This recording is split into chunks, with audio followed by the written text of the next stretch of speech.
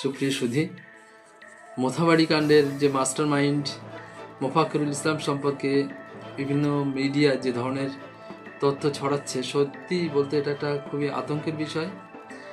আর তিনি কতটা যে মাস্টার মাইন্ড, কতটা খুব বিদ্বেষপূর্ণ বক্তব্য দিয়েছে, তার একটা ওই দিনেরই গাড়ির উপরে দাঁড়িয়ে যে বক্তব্যর কিছু অংশ হয়তো ভাইরাল হয়েছে, অনেকে দেখেছেন।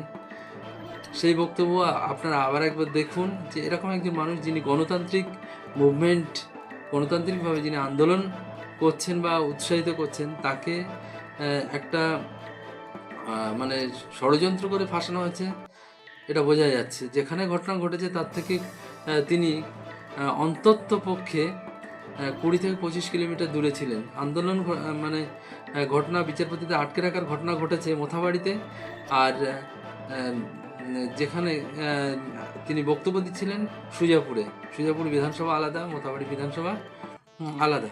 তারপরও তাকে আটক করা হয়েছে এবং তাকে মানে পুলিশি হেফাজতে নেওয়া হয়েছে।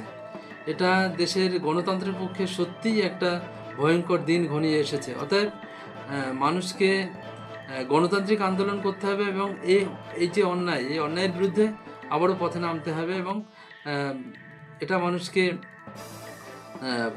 আন্দোলন করেই মানুষের যে অধিকার, আন্দোলন করার অধিকার, সেটাকে বজায় রাখতে হবে এবং সেটাকে জারি রাখতে হবে। তা না হলে যে অপশক্তি এই দেশটাকে নষ্ট করার চেষ্টা করছে, আগামীতে তারা জাঁকিয়ে বসবে এবং হামলা মামলা দিয়ে মানুষকে আরও বেশি বিপর্যস্ত করে তুলবে। তো আপনারা আবারও দেখুন সেই ভিডিওটা, তিনি কি বলতে চাইছেন বা তিনি কিভাবে আন্দোলনে উৎসাহিত করেছেন। আন্দোলনের একটা সিস্টেম আছে, এনামু সব জায়গায় চলবে না। আন্দোলন সিস্টেমেটিক ওয়েতে হবে, গণতান্ত্রিক পদ্ধতিতে হবে। আজকে আপনাদের হয়ে আমি এসছি, যদি দেখি যে আপনারাও এনামু করছেন, আমিও হেঁটে চলে যাব। অতএব আপনারা এখন বিপদগ্রস্ত মানুষ। আপনারা এখন কিসে আছেন? বিপদে আছেন। আপনারা কিসে আছেন?